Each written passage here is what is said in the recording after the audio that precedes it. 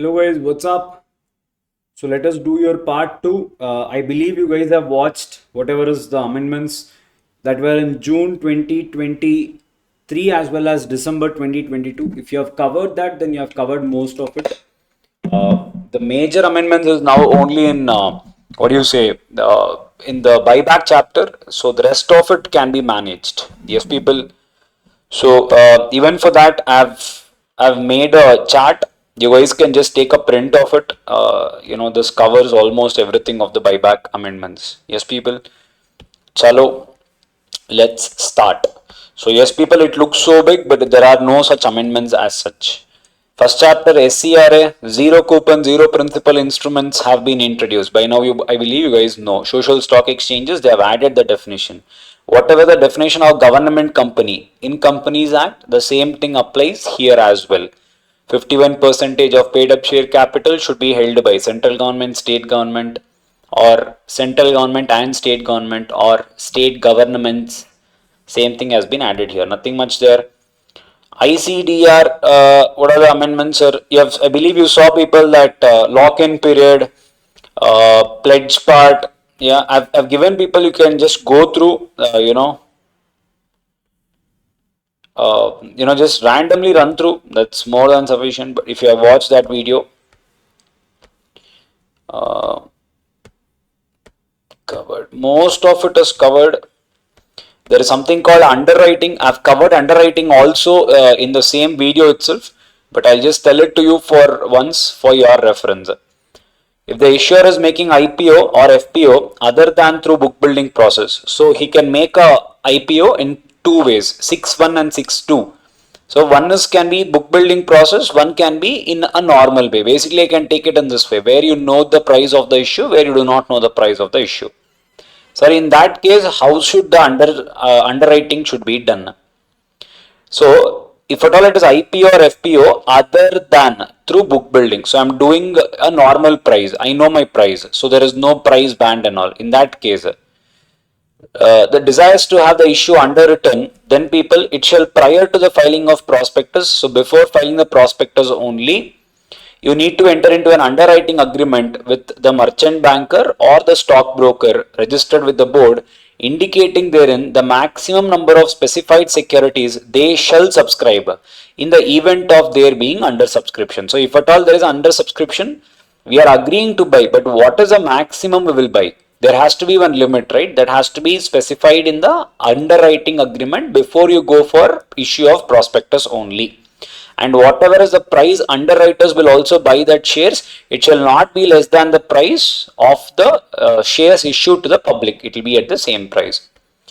The issuer making IPO or FPO other than through book building process shall prior to filing the prospectus enter into an agreement with the merchant banker with the board act as underwriters, indicating that the number of specified they shall subscribe to on account of rejection of application either by themselves. So whether they will buy or procuring subscription at a predetermined price which shall not be less than the issue price. Same thing. Whether they will buy or they will act as an intermediary, they will sell it to someone. If the issuer makes public issue through book building process. If it is book building process, people, if you remember, there are two people. Underwriters, we will always call the underwriters as people syndicate member, if you remember. If it is book building process, lead manager also will have to underwrite a particular percentage of subscription. That's the only difference. So if it is through book building, people, you need to remember only one thing. What? Minimum 75% has to be allotted to QIBs. So, and next thing, people, QIBs and the lead manager should also agree to subscribe to a percentage, minimum percentage he has to subscribe. And if at all the syndicate member fails to subscribe his part, even his part also shall be subscribed by the lead manager only. These are the only additional points. The issue shall be underwritten by lead manager and the syndicate member, and syndicate member technically is our underwriter. Yes, sir. Provide also that at least 75% of net offer proposed to compulsorily allotted to QIB for the purpose of compliance with 6.2. That cannot be underwritten. You remember 6.1, 6.2. If you are going with 6.2, 75% has to be given to QIB. That part you cannot underwrite. The issuer shall prior to the filing enter into an underwriting agreement. Same thing with the lead and syndicate manager at the same price. If the issuer desires to have issue underwritten to cover undersubscription in the issue, it shall, prior to the filing of red herring prospectus, enter into an agreement with the lead manager and syndicate manager indicating maximum number of specified securities they shall underwrite. Same thing, whatever was seen above, same thing. If a syndicate member fails to fulfill their underwriting obligation, the lead manager shall fulfill the underwriting obligation. The lead manager and syndicate member shall not subscribe to the issue in any manner except for fulfilling their underwriting obligation. So, people, if it's a normal issue, the underwriter, apart from his obligation, he can also subscribe some shares in his personal capacity. In a book building process, they are telling you the lead manager and syndicate member, they cannot buy the shares in their personal capacity apart from underwriting. Yes, sir. In case of every underwritten issue, the lead manager shall undertake minimum underwriting obligation. And how much, people? To the extent of minimum subscription. That will be mentioned in the act. Yes, sir. That's all, people. That nothing else is there. So from exam point of view, again, okay. Nothing else is there. LODR, a little important, people. Concentrate. A few amendments are here. This is already covered. The independent directors part. Director and officer insurance and all we would have seen.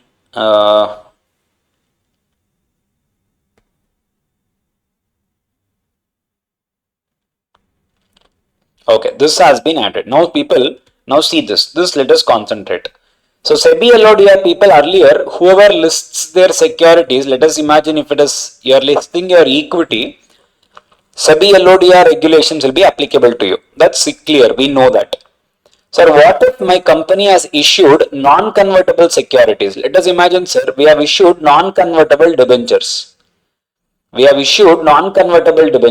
the question is LODR applicable to me? Now my non-convertible debentures are listed on the stock exchange. Now the question was, is LODR provisions applicable to me? So on that, people, they have given you a note.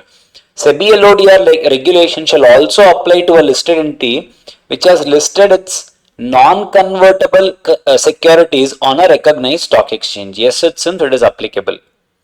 Understood? So if you have listed your non-convertible debentures on NSE, even you will also have to comply with SEBI LODR. Okay. So when I say SEBI LODR is applicable, what is applicable? Regulation 15, 16 to 27. Basically, people, your committees, composition of board of directors, how much should be executive, non-executive, all those things will be applicable on them as well. Yes, sir. Okay. See, with respect to corporate governance shall apply to a listed entity which has listed its non-convertible debt securities. So if I list my non-convertible debt securities, for me it is applicable, sir.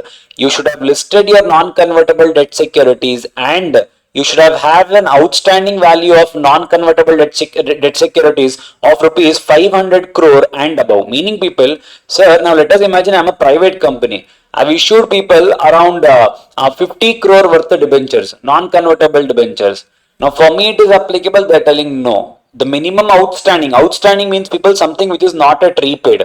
Should be, people, at least 500 crore and above. Even you touch 500, it is applicable. What committees, your corporate governance, basically that composition of board, all that will be applicable.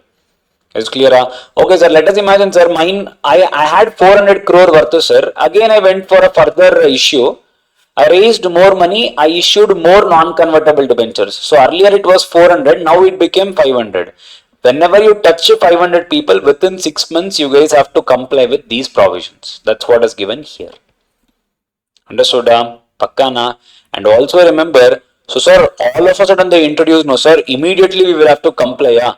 Initially, people, it will be comply or explain basis. Later, people, it will be mandatory. Meaning what? We cannot make certain provisions implemented immediately. It will take time for the people. So for the first year, they are telling, if you miss also, it's okay. If you miss, explain why did you miss. But from the next year, people, it is not explained. You have to mandatorily comply. If not, there will be penalties. That's what is given in this provision.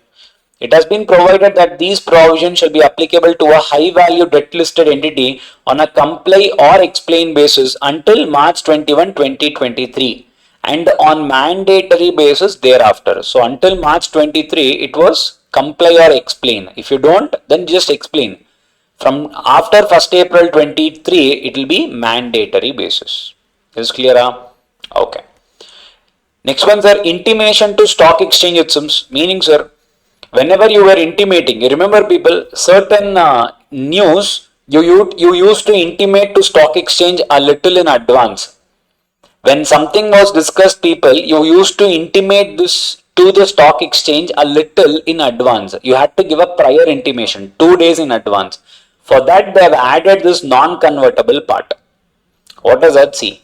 The listed entity shall give prior intimation to the stock exchange. Prior means how, sir? 2 working days in advance, that is clear days. The day of giving the notice, the day of the meeting should be excluded.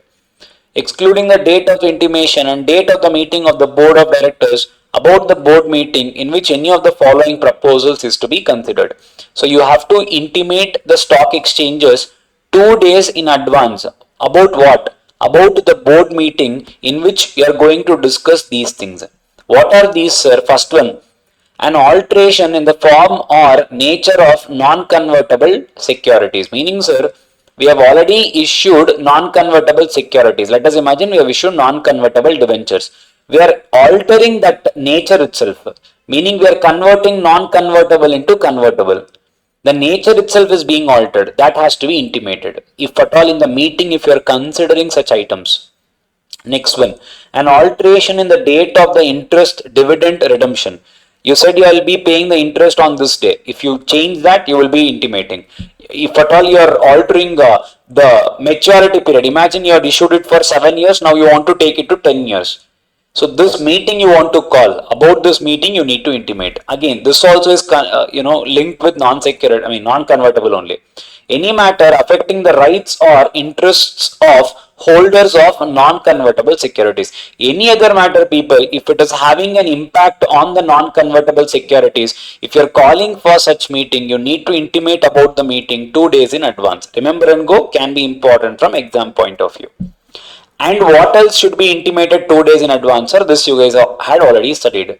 Financial results, whether quarterly or annually, and fundraising by way of issuance of non-convertible securities. Meaning, whenever you are issuing the non-convertible securities, you are going for IPO. If you are going for an FPO, regarding that of non-convertible, you will again intimate it to stock exchanges 2 days in prior. Is this clear? Simple.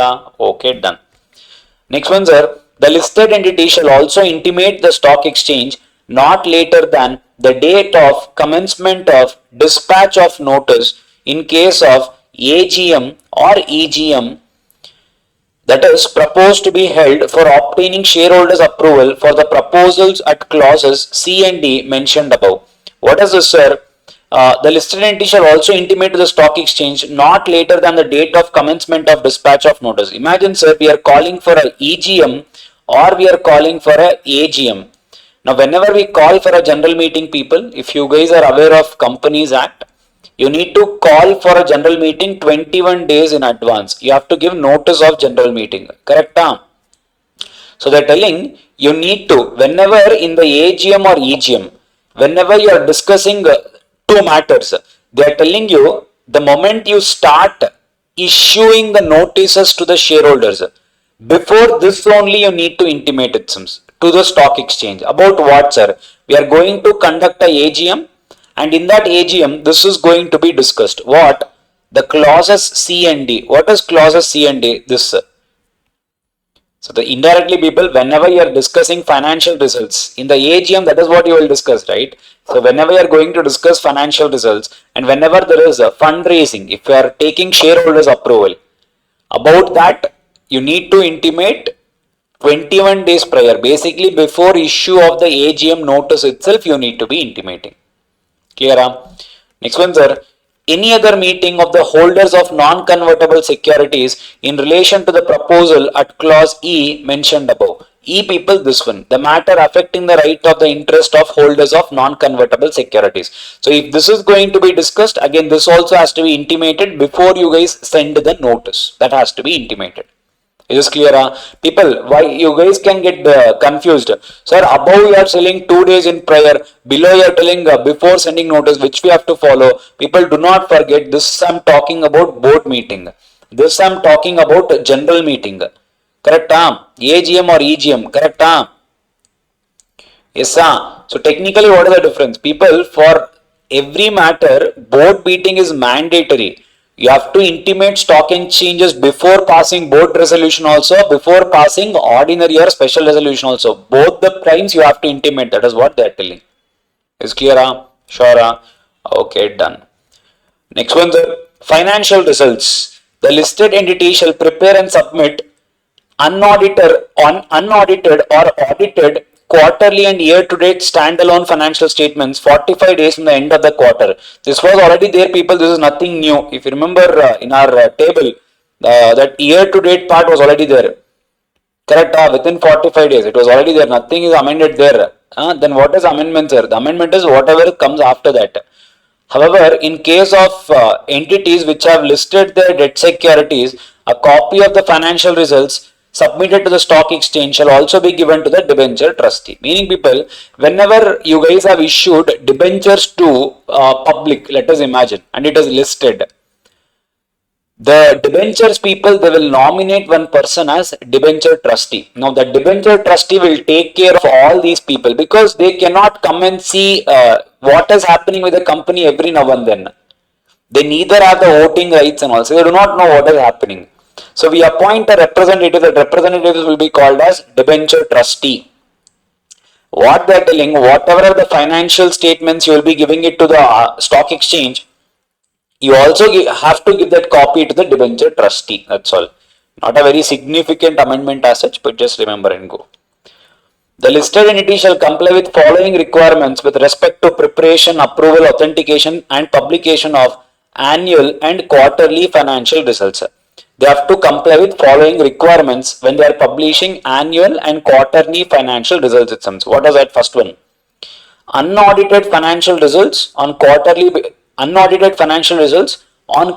basis shall be accompanied by limited review report prepared by the statutory auditors of a listed entity in the format as specified in the board, provided that in case of issuers whose accounts are okay. What are those people? Technically, people, you will get your financials audited once in a year. But you have to also send your financial statements quarterly as well. Correct? That's now just now we saw that point also in LODR. Sir, what if there are some mistakes in that unaudited financial statements? So they're telling it should be unaudited only, but at least it has to be reviewed by the auditor. At least go through. That's only called as accompanied by limited review report prepared by the statutory auditors. So I do not want a complete audit report, but at least you need to check the key elements and in support of that give me a report. And that has to be sent along with the quarterly financials. Understood? However, in case of issuers whose accounts are audited by CAG, imagine people, if you are a government company, your accounts are audited by a CAG. For them people, they have to keep these in mind. What it says? First one. The quarterly results shall be taken on record by the board of directors and signed by the managing director and executive director. Provided in case of issuers whose accounts are audited by CAG, the report shall be provided by the practicing chartered accountant. With regards to CAG, there is one more point we'll see. Here it comes. We'll see what is that. Okay, we have to keep certain things in mind. That is what I said. First one was there has to be a limited report prepared by the statutory auditor. That is the first point. Second point, the quarterly results shall be taken on record by the board of directors and it has to be signed by MD or the executive directors. So the quarterly results, who should sign, sir? It has to be taken on record by the board of directors. It has to be signed by MD or executive directors. The audited results for the year shall be submitted to the recognized stock exchange in the format as applicable. Same thing. The annual audited standalone and consolidated financial results for the financial year shall be submitted to the stock exchange within 60 days from the end of the financial year along with the audit report. So people, the final audited financial statements has to be submitted within 60 days from the end of the financial year. However, if at all you are a company whose audit is done by CAG, then they are telling you the audit shall be carried out by auditor appointed by Comptroller and Auditor General of India. Yes, sir. Who shall audit the financials of the listed entity, and such financial results shall be submitted to the stock exchange within 60 days. After the completion of audit, within 9 months from the after completion of the audit by the Comptroller Auditor General of India, the financial results shall be submitted to the stock exchange within 9 months from the end of the financial year. Now, what is that, sir? Within 60 days, people, the Comptroller Auditor General of India, he will submit the financial results to the stock exchange of such government company.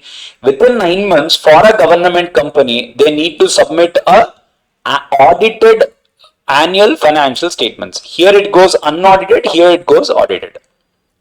Is it clear? That's all, people. In here there is nothing much. I mean, sorry, in this part there is one more important update. I'll tell you what is that. Okay, next one, sir.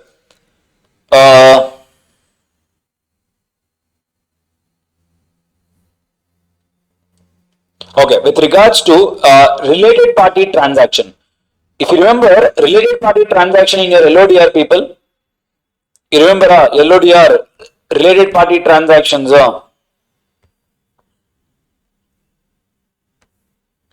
Yes. So if you remember, if you open this page, under LODR, people, related party transaction, they are given you something like this. Any person or entity belonging to the promoter or promoter group of the listed entity and holding 20% or more of shareholding in the listed entity shall be deemed to be a related party. This was the previous definition. Any person or entity belonging to the promoter group of the listed entity and holding 20% or more of the shareholding in the listed entity. Meaning what, sir? Imagine I am Infosys. In my Infosys, whoever is the promoter, and this promoter should hold at least 20% in my company, only then this person was considered as a related party, because it was and promoter group and holding 20% or more of shareholding. So I should be a promoter also, I should be holding 20% also, only then I was considered as promoter. I mean, I was considered as related party for the listed company. Now, people, there is an amendment there. What are they saying? Whatever is and, people, has been replaced by or. Now, what is that? Promoter by default is a related party. Not only promoter, any person who holds more than 20%, even he will also be considered as related party. Now read it. Any person or entity forming a part of promoter or promoter group, or any person or any entity holding equity shares of 20% or more. Earlier, promoter only should hold 20% or more, then he will become related party. What if a non-promoter is holding 20% or more? Obviously, he was not covered. Now, what have they added? First thing is promoter. If you are a promoter, you are obviously covered. Or any other person, if you are holding 20% or more, it was same only, 20% or more. So if I am not promoter, I am not a promoter. If I am holding 20% or more, now I am also coming under related party definition. Oh, it is same as sir. Now people going forward, this 20% effective 1st April 2023, they have made 20% as 10%. So both are amendments. Understood? One and is made or. So from 1st April 2023, if any other person who is not a promoter holding at least 10% of equity shares in the listed company will also be a related party. Promoter, irrespective of his shareholding, will also be related party. Understood? Okay.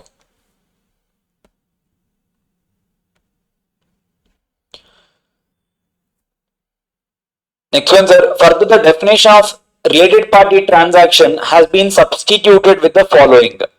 Now, what is related party transaction, sir? They are telling a listed entity or any of its subsidiaries. Now let us imagine, sir, there is a listed company.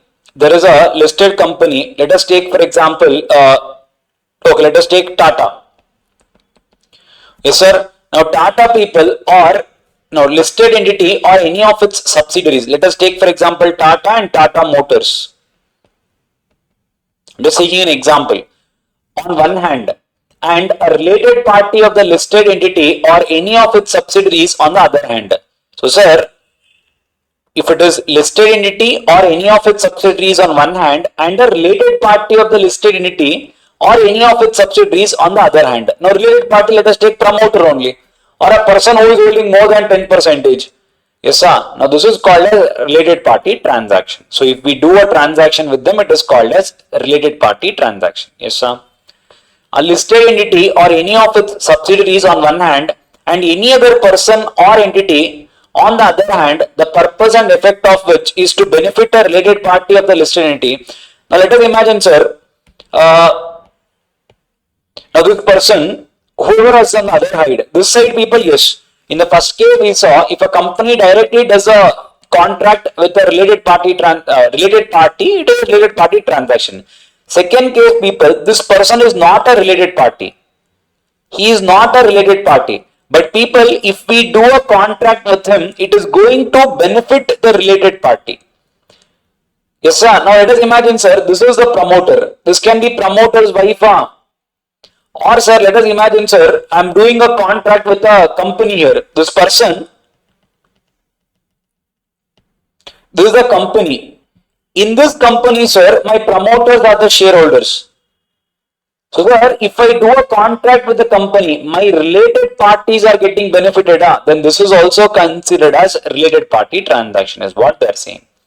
See, a listed entity or any of its subsidiaries on one hand and any other person or entity on the other hand, any other person, the purpose and effect of which is to benefit a related party of the listed entity or any of its subsidiaries, whether it will benefit the related party of mine or related party of my subsidiaries, then people, this entire transaction will be considered as related party transaction. Is this clear? Done. Provided that the following shall not be a related party transaction. These things are not related party transaction. What is that? The issue of specified securities on a preferential basis. Meaning people, you remember preferential issue. If at all we make a share allotment for a specific group of people and it is according to SEBI ICDR regulations. So if you are following rules and doing, and if you are identifying your related parties only and if you are issuing shares, obviously they are telling you it is not considered as related party. If you see why, the reason is people, you are following ICDR and doing. So pricing guidelines, all those things will be always kept in mind. It is not that you do it randomly. Yeah. Next one, sir. The following corporate actions which are done uniformly. Meaning people, however you are giving it to the others, the same benefit is also given to the related parties. Then they are telling you it is not considered as related party transaction. What is that? Payment of dividend. A non-promoter is also getting, promoter is also getting. A non-related party is also getting, related party is also getting. Subdivision or consolidation. Meaning people, imagine there is a share split. 10 rupees paid up value, face value now is being 5 rupees face value. It will be the same impact on the non-related party, on the related party also. Issuance of securities, rights and bonus. Given to him also, given to him also. Buyback, option given to him also and him also. These are not considered as related parties. The next one, sir, what else is not considered as a related party transaction? Acceptance of FD by bank and NBFC. Imagine people, you are a related party. However, is the interest, whatever are the norms or whatever the terms that is given to the related party, the same is given to you also. Then people, it is not considered as a related party. Provided you need to disclose this of this related party transaction every 6 months to the stock exchange. So about this particular thing, whatever is the FD, you have to disclose it to the stock exchange. Clear? Yes, sir. Just remember those and go. Okay. This is an important amendment, people. Remember. What is that, sir? Previously also we had people something called as material related party transaction, if you remember. Do you remember?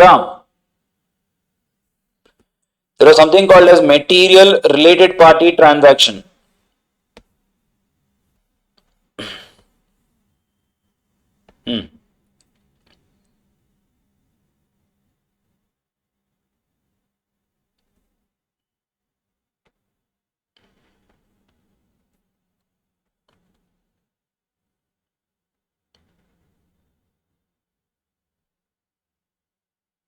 Yes, people, do you remember this? When will the transaction will be treated as material? Yes, so earlier people we said a transaction with a related party shall be considered material if the transaction to be entered into individually or taken together with previous transaction in the financial year. So it is one transaction, or if you do series of transaction in one financial year, exceeds 10 percentage of annual consolidated turnover of the listed entity as per the last audited financial statements of the listed entity. So people, the transaction value exceeds 10 percentage people, then it was considered as related party transaction. 10 percentage of what? 10 percentage of annual consolidated turnover. Now people, try to remember, if you look at the turnover of Reliance, Tatas and all people, the turnover will be into lakhs of crores. Lakhs of crores I'm talking. Lakhs of crores. Now 10 percentage of lakhs of crore is also coming to some 10, 20, 30,000 crores. And I'm telling, what if it is 9 percentage? 9 percentage is 25,000 crores. Now, so even because it was 25,000 crores, it was less than 10 percentage. We were not taking it was not considered as related party. I mean, it was not considered as material related party. So they introduced one new limit. What is that, people?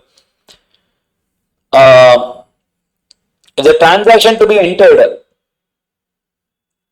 okay, where is this? Now this is the amendment. It is provided that a transaction with a related party shall be considered material when, if the transaction to be entered into individually or taken together, so individual or every transaction, everything put together, with the previous transactions during a financial year. So in the financial year, one or series, whatever you have done in the year, if it exceeds rupees 1000 crore or 10 percentage of annual consolidated turnover of the listed entity as per the last audited financial statements of the listed entity, whichever is lower.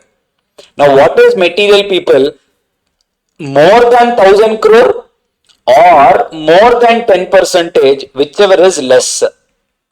More than 1000 crore, more than 10 percentage, whichever is less. So even in our case, imagine if it is 25,000 crore, because it is whichever is less, you will have to, or you will be considering this as material related party transaction.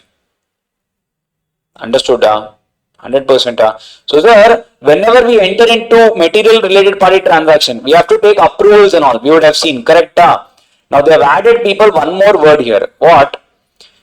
The words subsequent material modification shall also be inserted. What do you mean by that, people? Earlier, the rule was all related party transactions shall require prior approval of audit committee of the listed company. Now, people, first you would have taken the audit committee approval. What if you later change the terms? They're telling you later, small terms I'm okay with it. But if at all later you are doing some material modifications, that also needs audit committee's approval. But what is this material modification, sir? The material modification will be defined by audit committee only. The audit committee of a listed entity shall define what is material modification. Is clear? And sir, a related party transaction to which subsidiary of a listed entity is a party. A related party transaction to which a subsidiary of a listed entity. Let us take for example, there is Tata, and sir, there is Tata Motor, that is the subsidiary of a listed entity. But the listed entity is not a party. Meaning, sir, this listed entity is not entering into a contract with SIMS. The listed entity's subsidiary company is entering into some contract. They are telling you, people, even this contract also requires this company's audit committee's approval. People, if it is Tata Motors, by default, you used to take audit committee approval. Now they are telling you, even if Tata Motors enters into any contract, Tata Motor will have to take Tata's audit committee's approval. So for everything, sir, no, we'll see. But the listed entity is not a party shall require prior approval of the audit committee of the listed entity. Meaning, I'm not talking about subsidiary here. I'm talking about the listed company's audit committee. So whatever Tata Motors do, Tata's audit committee have to approve. When if the value of the transaction, whether individually or taken together in a financial year, exceeds 10 percentage of the annual consolidated turnover as per the last audited financial statements of the listed entity. Meaning, sir, all these companies consolidated financial statements. How much is it coming to, sir? If it is coming to, say, for example, 1,000 crores, sir, and whatever is the value Tata Motor is entering into a contract, if it is exceeding 10 percentage of this, let us imagine 110 crore worth contract Tata Motors is entering into. Then people, this contract would need audit committee's approval of Tata. Understood? Pakkana? Okay. Next one, sir. The consolidated turnover people. I'm talking about everything put together if it is exceeding 10 percentage. And people with effect from April 1st, 2023, the limit is same. A related party transaction to which subsidiary of a listed entity is a party, but the listed entity is not a party, shall require prior approval of audit committee of the listed entity if the value of the individual exceeds 10 percentage of the annual standalone turnover as per the last audited financial statements of the subsidiary. People, here we took consolidated of the listed company of the Tata. Now going forward, look at Tata Motors only turnover. If Tata Motors turnover was 50 crore and now the value they're exceeding is 10 percentage, exceeding 10 percentage, let us imagine 6 crore. Now going forward, Tata will have to agree to this 6 crore. Tata's audit committee will have to agree to the 6 crore transaction only. Now this is from effect of April 1st, 2023.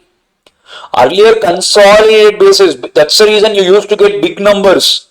Now your turnover only you take. So even for a small number, you will have to take audit committee's approval, that too not yours, Tata companies. Now you guys can have a doubt. Sir, what if Tata Motors is also listed? No, sir. Even if it is a subsidiary company, what if Tata Motors itself is listed company?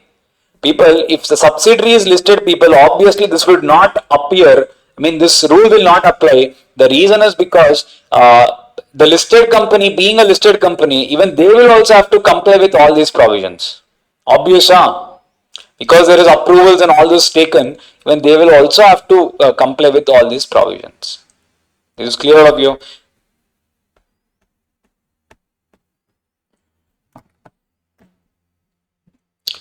This is stuck. Just 1 second, people.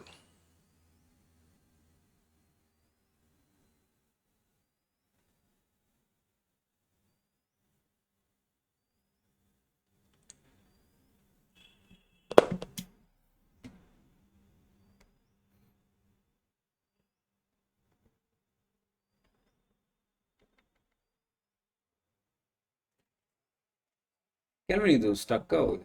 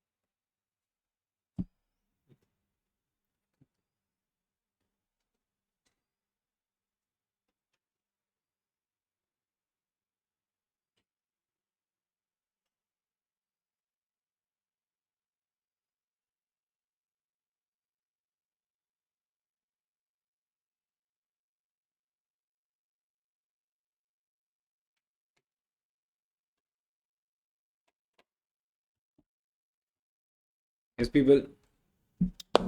So, that's what they have given here. Prior approval of the audit committee of the listed entity shall not be required for any related party transaction to which the listed subsidiary is a party, but the listed entity is not a party if regulation 23 of these regulations are applicable to such listed subsidiary only. They will only follow.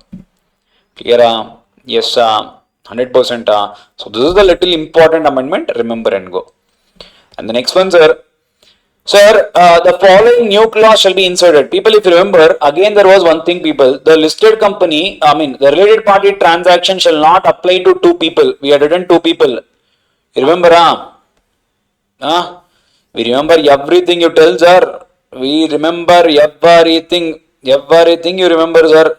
There was this exception from approval of audit committee and shareholders for two government company and a holding and wholly owned subsidiary. For them people, this whatever is the approvals you need to take from audit committee and shareholders, this was exempted. For this, they have added a third transaction, that is C. The C is people. This they have added. The transactions entered into between two wholly owned subsidiaries of a listed company. So there is a listed company. This listed company has two wholly owned subsidiaries. Now these two companies are entering into a contract. They are telling these are exempted from approvals of audit committee as well as shareholders. They have added this third part. Is clear? Simple. That's all. And sir, this was already there for us. The information to be placed before audit committee and the shareholders for consideration of related party transaction. So when you are taking related party transaction approval from audit committee and shareholders, what is the information you will give? What will you give people? What is the type, material terms of the proposed transaction? What type of transaction? The material details of the transaction, name of the related party, and what is the relationship with us?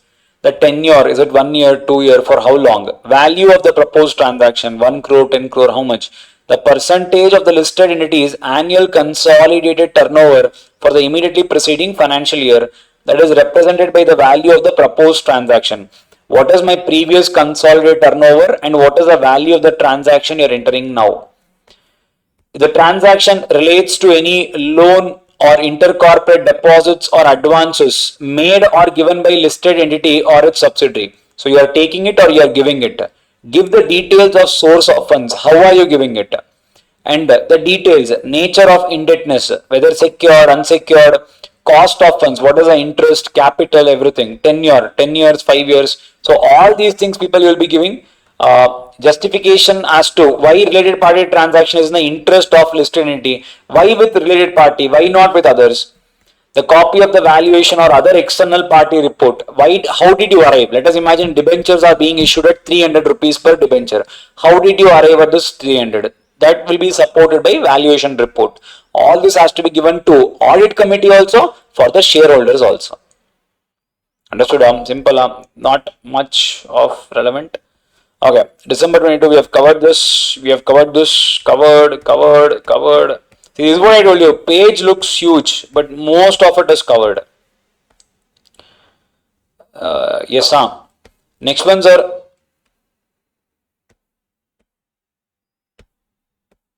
SAST. In SAST, people, there is one amendment. What is that, sir? People in SAST, if you remember, there was something called as two disclosures. One was event based and one was people continuous disclosure. If you remember, do you remember? Now, people, they are telling you the continuous disclosure part, people, has been omitted. What, people? This regulation 30 itself is deleted. That's all. That is the amendment. SAST provisions. See the amendment. Simple, people, it says, why this notification regulation 30 has been omitted, which provides the provision for continual disclosure. For your information, I've just given this. This is also not given by the institute. I'm just giving you what is this. And I showed you where you would have written it. Understood? You remember this one you would have written. Event-based disclosure and continuous disclosure. Now that has been removed. Then that's all. That's the amendment. Okay.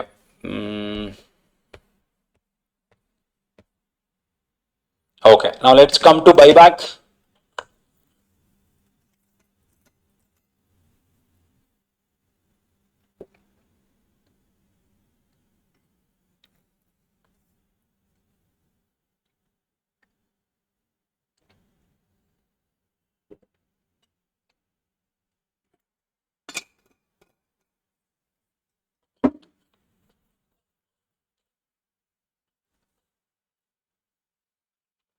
Okay. Now, with regards to buyback, people, what is the amendment? This can be important from your exam point of view. I'll tell you where it is important. Remember that and go. The first thing, sir, they've added whatever was the frequently traded share definition in SAST provision. They've added the same definition even in buyback also, it seems. Same thing. Remember, 10% of the total number of shares should be traded in the last 12 calendar months. Means the shares of a target company in which the traded turnover on any stock exchange during the 12 calendar months is at least 10% of the total number of shares. You remember, the same definition has been added here also. Okay, now where else? What is the secretarial audit part? I'll tell you. Next one, people. The definition of odd lot holder has been omitted, and not only that, sir, the method of buyback of shares or other specified securities through odd lot holders has now been deleted. Further, okay, now people, what is this, people? Now let us open our chart. Now, people, the buyback amendments. Earlier, people, we used to have this. What is that? If you want to do buyback, people, we can do buyback in three ways. If you remember, one was, people, through something called as a tender offer. Next one was through odd lot holders, and one was from open market.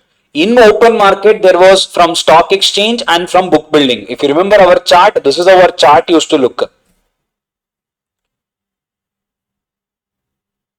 Yes, from existing shareholders through tender offer, from odd lot holders, from open market. Correct?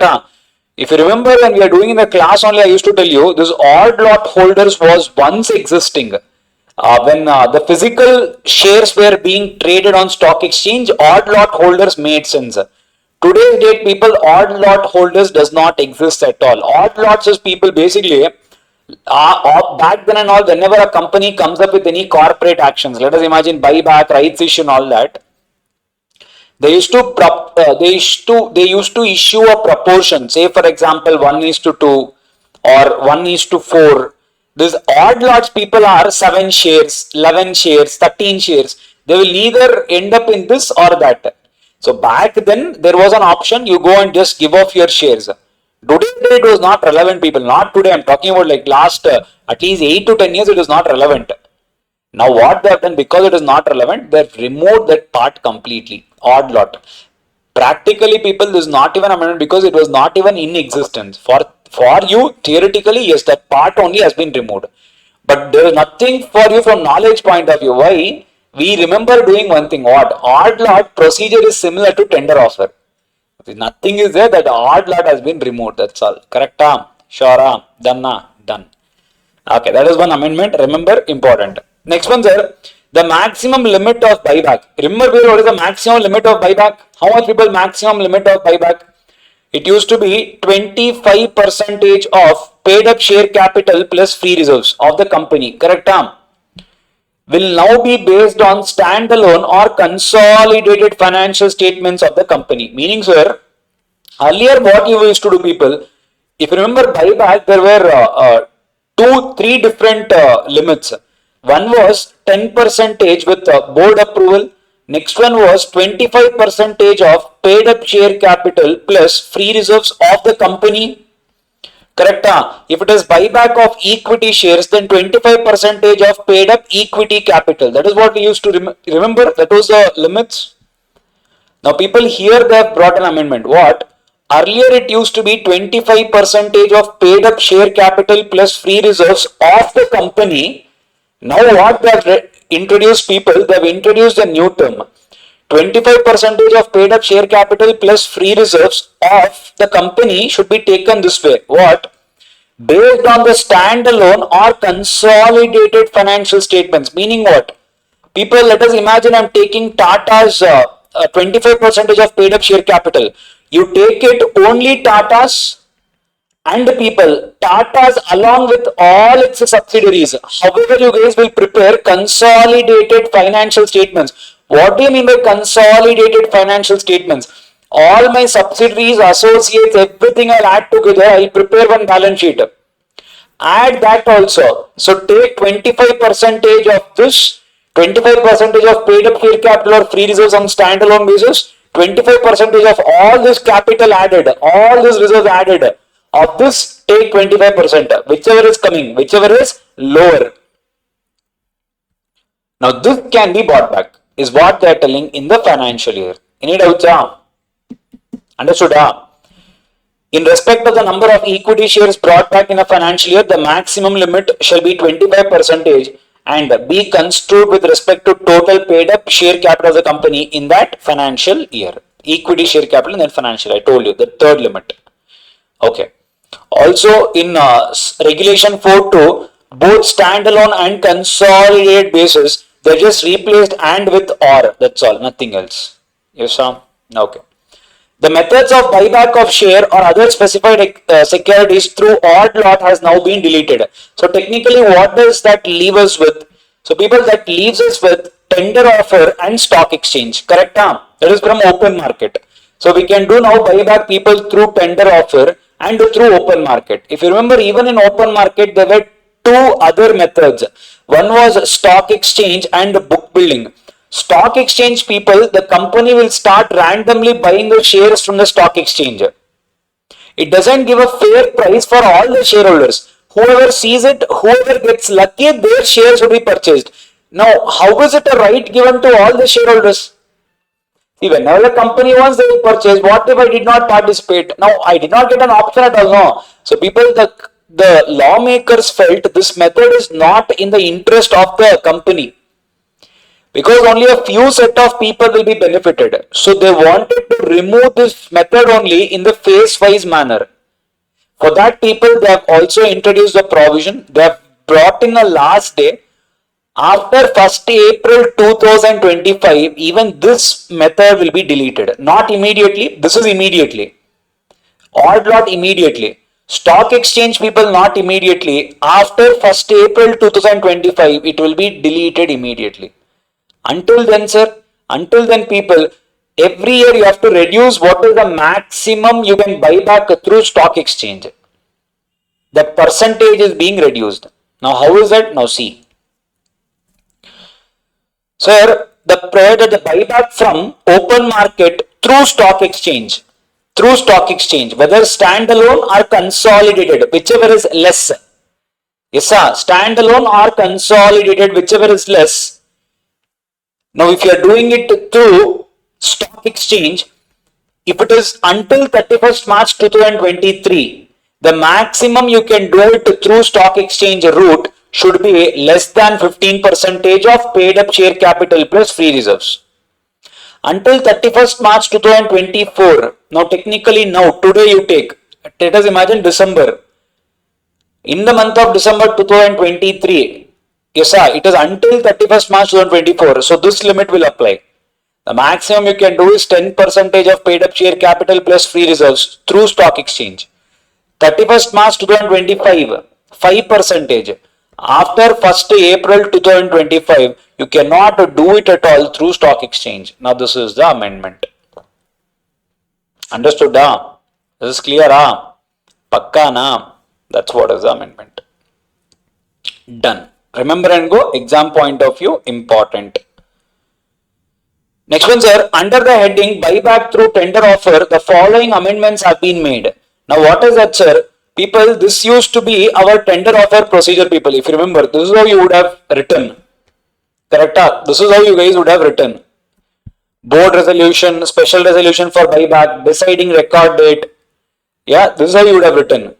I will tell you where the amendment is also, nothing to worry. And people, I have given you what is the new chart also, just copy it. I mean, if you want copy or else take a printout, that is also fine. Now what is that, sir? They are telling you the new method, people. First you need to pass board or special resolution as the case may be. Basically, people, depending on the limit. If it is up to 10%, you can go with board. Beyond that, you will go with special for buyback. Within 2 working days, people, from the date of resolution. Within 2 working days.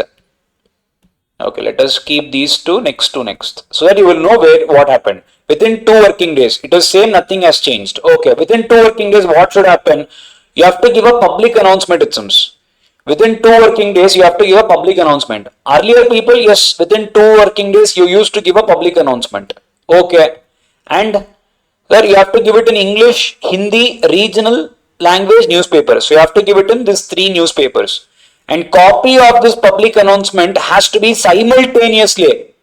Meaning immediately you have to send it to SEBI, you have to send it to stock exchange,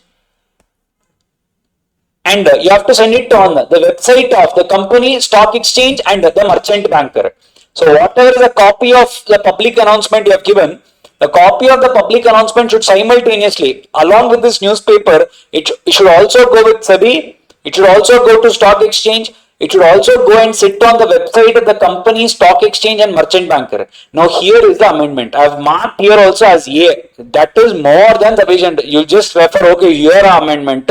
What is amendment? Earlier people, after public announcement, we used to have 5 days time to file this with the SEBI. Now what we are doing everything simultaneously. So we are saving some time. Is this clear? Pakka na? Okay. Sir, next one, sir. Within 2 working days, people, once you give it to the stock exchange, immediately the stock exchange also will disseminate, meaning people publish it to the public also. Within 2 working days of public announcement, the company shall deposit in an escrow. Escrow provision is same, meaning the amount and limits and all is same. This is clear, all of you? Okay. What is same, sir? That also we should tell, no, sir. Up to 100 crore people 25%, more than 100 crore 10% for additional consideration. That is same. But when will you open? Within 2 working days from public announcement. That is what is the amendment. Is clear? Clear? Okay. Once that is done, sir, there will be a record date. Correct? Whenever you have fixed the record date, people, within 2 days from the record date, the letter of offer to be filed with SEBI and shareholders. Whatever is the letter of offer, people, you need to file it with SEBI as well as you have to give the letter of offer to the shareholders. Earlier, people, if you remember, we used to give something called as draft letter of offer. Now, people, no draft and all, you are directly giving the final stage to the SEBI directly, and both you are giving it to SEBI as well as to the shareholder. Sir, okay. Once the record date is finalized, within 4 working days, people, the offer period should open. So record date means what, people? The cut-off date. Whoever are entitled for the benefit or for the taking part in this buyback. So within 4 days, people, from that day, you have to make sure the offer period has to open. And the offer period will be kept open for 5 working days. Earlier, people, amendment. The offer period shall be open for 10 days. Now it is only 5 days. That's the amendment. Okay. Now, sir, within 5 working days of closure of the offer. Now, sir, closure, offer is done. You have to verify. People would have given their bids. You should verify. And you have to make the payments. Done now. Within 15 days, people, your verified payments are done. Within 15 days, you have to extinguish those securities. Remember, nothing has changed. It was same. Here also you are extinguishing. Correct? It is same. So, sir, you are extinguishing the securities in presence of registrar to the issue or merchant banker. It is same. Registrar to the issue or merchant banker. It's the same. Oh, here it is not come. So, here it used to be something called as statutory auditor. There was a person called as statutory auditor. Who is a statutory auditor, people? Technically, a CA will be considered as a statutory auditor. Now, here is amendment. What, people? They have removed statutory auditor and they have specifically inserted something called as secretarial auditor. So, sir, now whenever there is a securities which are extinguished, now who should be present? Registrar to issue should be present, merchant banker should be present, secretarial auditor should be present. That is the amendment. Understood? Okay. Next one, sir. Certificate filed to SEBI. Same thing. Certificate filed to SEBI. It shall be signed by registrar or merchant banker to, you remember that was there? Same thing. See here. Sir, on extinguishment verified by secretarial auditor of the company, and here, people, we used to write it as auditor. So CA used to sign it. Correct? Now they have made it as a secretarial auditor. So who is secretarial auditor? You only. So they have given you more power. So secretarial auditor of the company and registrar or merchant banker and 2 directors. If there is MD, MD should also sign. So in that too, I'm not telling MD and two directors. If there is a managing director, one managing director and a normal director will sign this form. Is this clear? Pakka na? That is the amendment. This is the new tender offer procedure. Clear? 100%?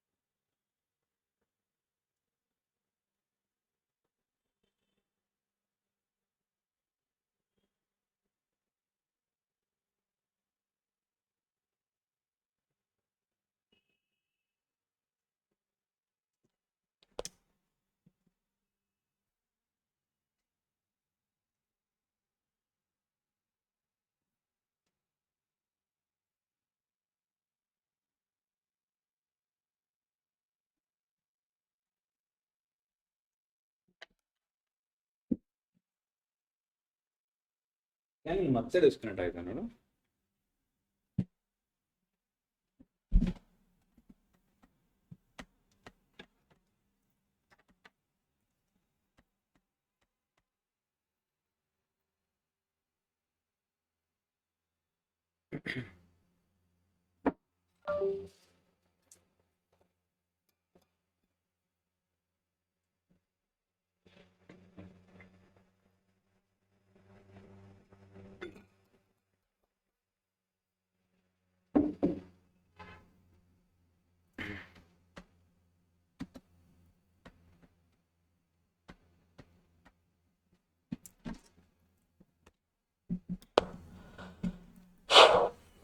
Yes, sir.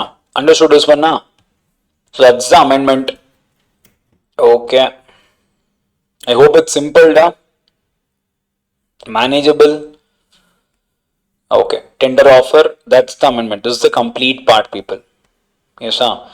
Now, sir, next one. Under the heading buyback from open market, the following amendments have been made. Open market. Now, tender offer is done. We are going through open market.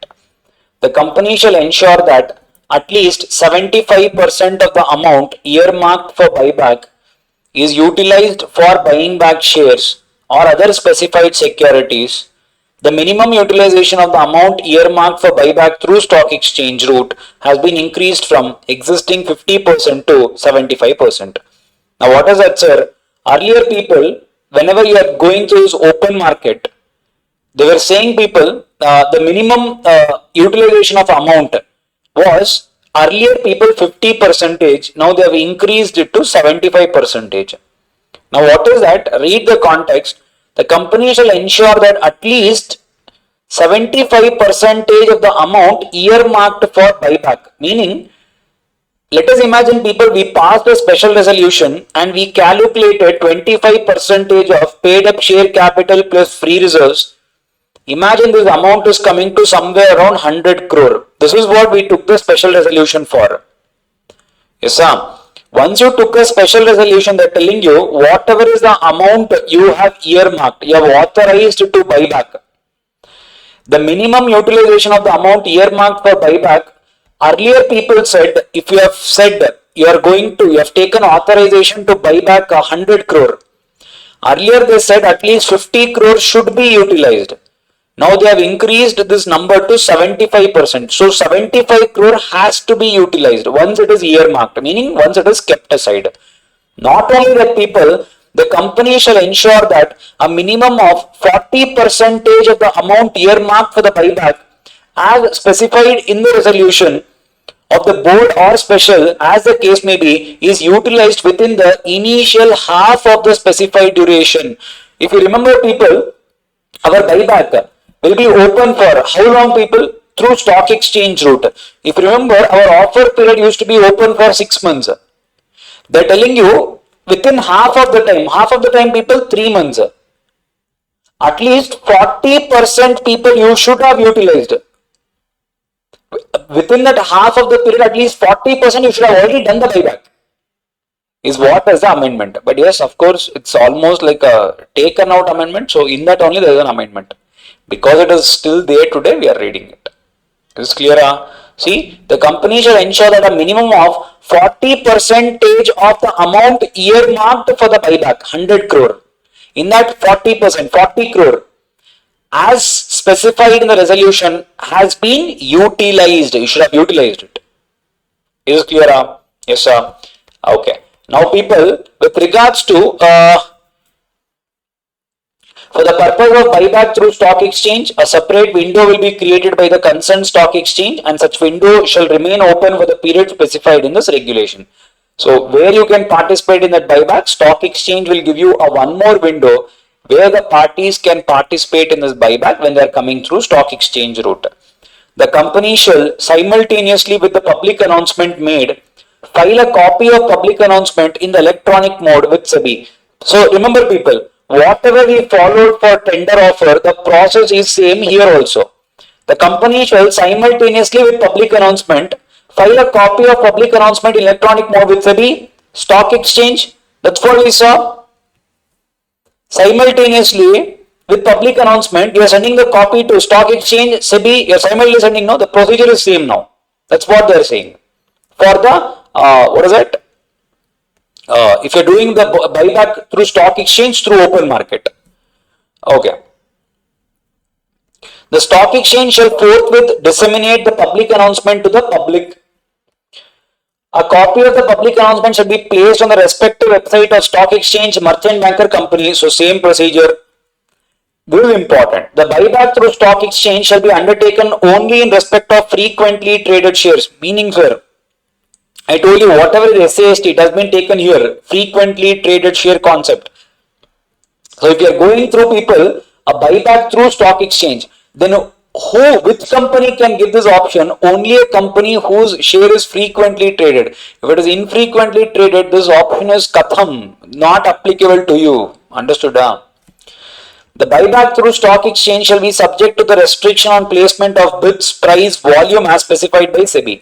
Now, meaning, sir, when you are going through what is the price or what is the bid or what is the volume, all that will be as specified by SEBI. For us, it's not there, so don't worry.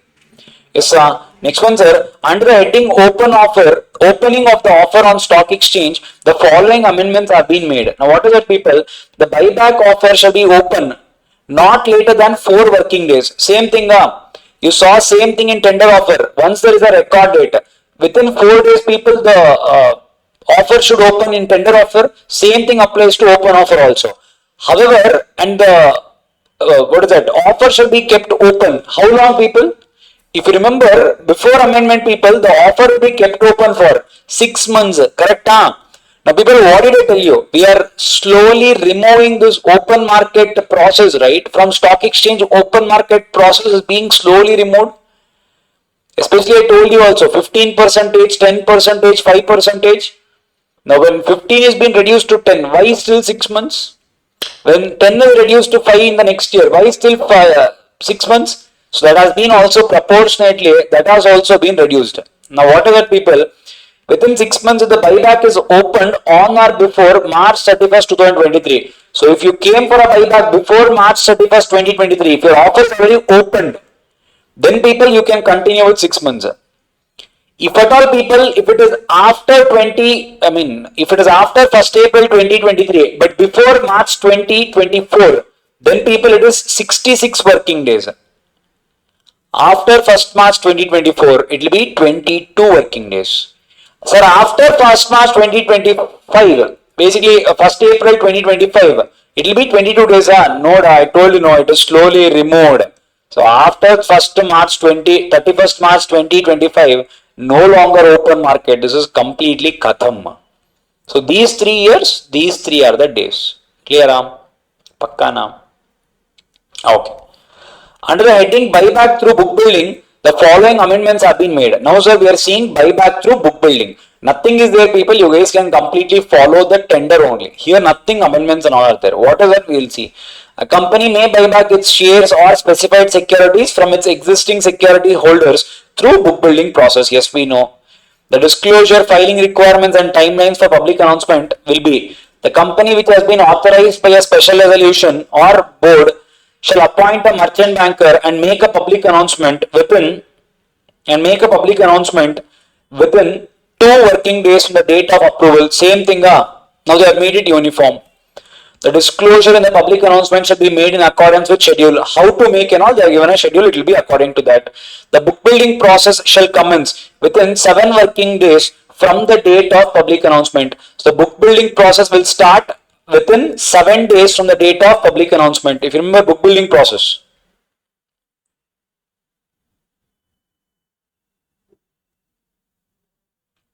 Yes, sir, this one. This one.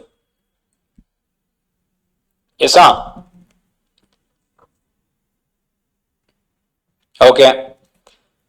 So the book building process shall commence within 7 working days from the date of public announcement. The public announcement shall contain the detailed methodology pertaining to intimation to be made prior to the opening of the Bible, and everything will be according to the schedule. People, whatever is not given here will be same. What is not given here, follow the same. If it is given here, that is the amendment. Understood?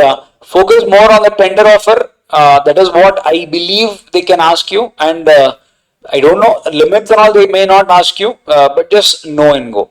Clear all of you? So this is buyback, people. See, employee share based benefits in June 2022 only we have done the amendments. After June 2022, if you guys have taken the class, you would have listened to the updated version only. So you need not worry. So there is nothing here. Prohibition of insider trading, this also have done. If you remember informant reward, how much is informant reward? 10%. So if SEBI has conducted any investigation, you guys have given any information, and whatever is the penalty SEBI will be collecting, 10% of it can be given to you as a reward.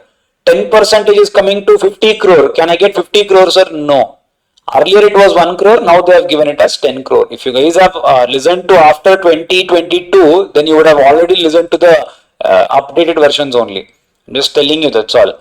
So after, whatever is a penalty collected by the SEBI, in that up to 10%. So what if 10% is coming to 50 crore? Will I get 50 crore? No, you will get only 10 crore. Yes, Sam. Further, a new regulation has been added. What is that, sir? If the total reward payable is less than or equal to 1 crore, imagine your 10% is coming to somewhere around 80 lakhs. They are telling SEBI may grant the said reward upon the issuance of the final order. This 80 lakhs can be paid to you whenever a final order is issued by SEBI on that person saying yes, you are liable to pay the penalty. Whenever the penalty is even decided, that day only this 80 lakhs can be paid to you. So what if the reward to be paid to you is more than 1 crore rupees? Imagine people, it is coming to somewhere around 5 crore rupees. Then they are telling you a interim reward not exceeding 1 crore can be paid, it seems. So imagine your penalty is coming to 5 crore, up to 1 crore can be paid to you when the final order is passed by SEBI. The rest of the 4 crore will be paid to you when SEBI recovers the money from such a holder. Such person who has created, who has made this violation. So, sir, should he pay the entire money, sir? People, how much money is to be paid to you? 4 crore. At least double of it should be collected by SEBI, 8 crore. How much is outstanding to be paid to you? In that, at least 50%, at least double of it has to be collected. Once SEBI collects this, they will pay you 4 crore. Correct? That's the amendment. Rest of it and all we have discussed in the previous parts only. Nothing to worry here. Done. Do one thing, people, watch this as one video. There is one last part. Again, there is nothing else. Probably I've covered everything. There's one last part, probably some 15-20 minutes. I'll just upload it as a next video. You guys can watch. Thank you so much, people. See you. Bye-bye.